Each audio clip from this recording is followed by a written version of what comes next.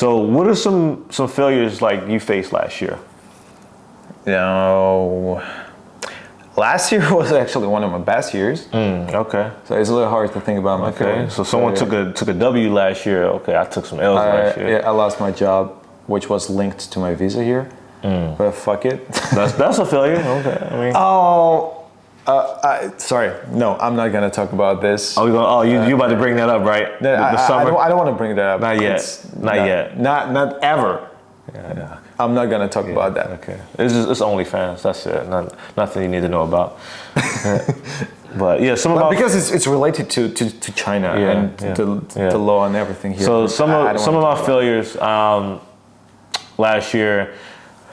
My online fitness business, I was doing online personal training and I fucking failed at it.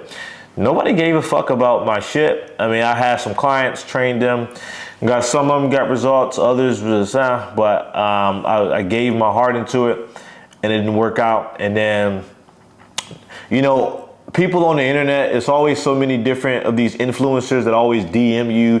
They claim that they're business coaches and they can help you grow your business. You pay them money and then they don't get you the results, whatever. Now, I'm not a guy that wants something instant. I understand everything is a process. You gotta trust the process. But, these guys, they make you feel bad because if your business doesn't grow in 30 days, you're not doing good, so you need to hire me. But yeah, I failed as a personal trainer, online personal trainer last year.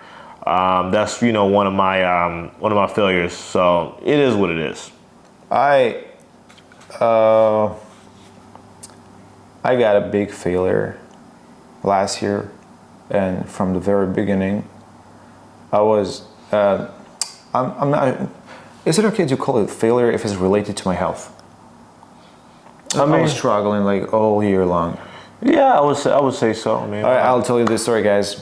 It might be interesting for you. Well, just for you to know, I don't smoke. I don't drink coffee, Coke, and Pepsi, and energetic drinks, and whatever, alcohol. Nothing.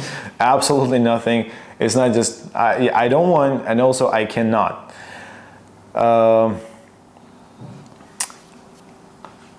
I was in Shenzhen and one of those Chinese dudes offered me something in a pocket, in a bag, sorry.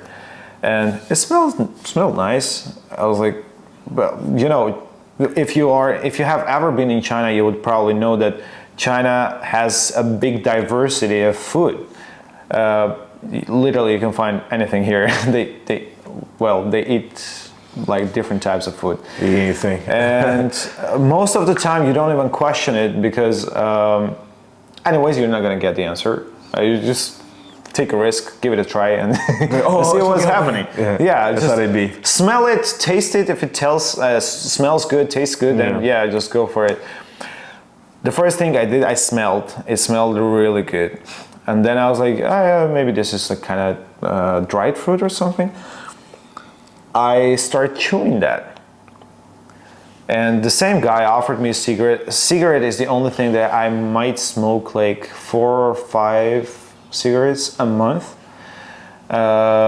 which is a small number. I can call myself a non-smoker.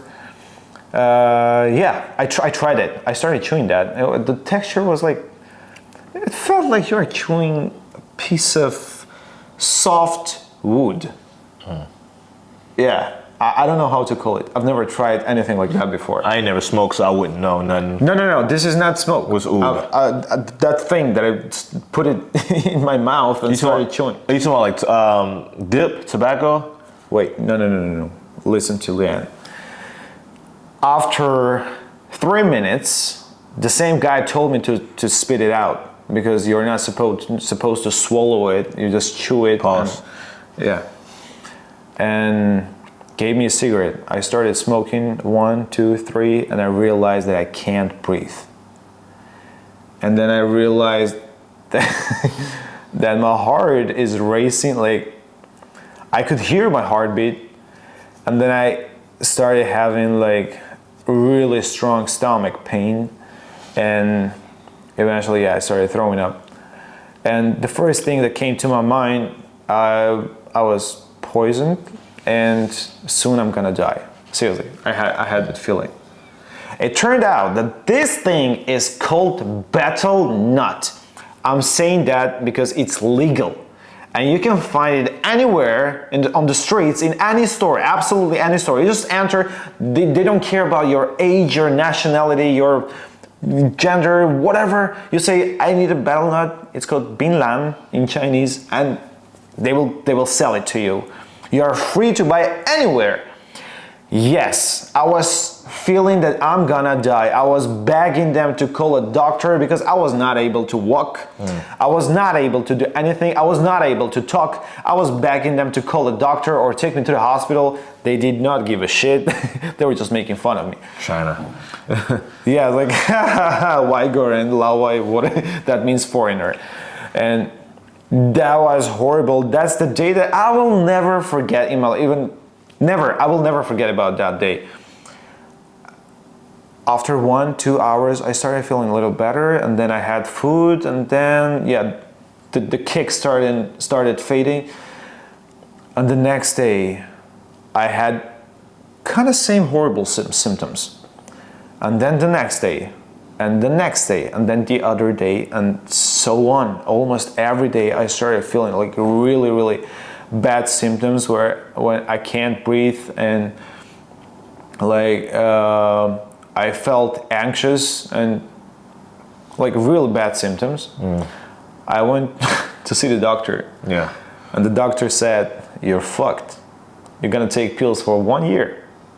Shit. 1 year. 1 year.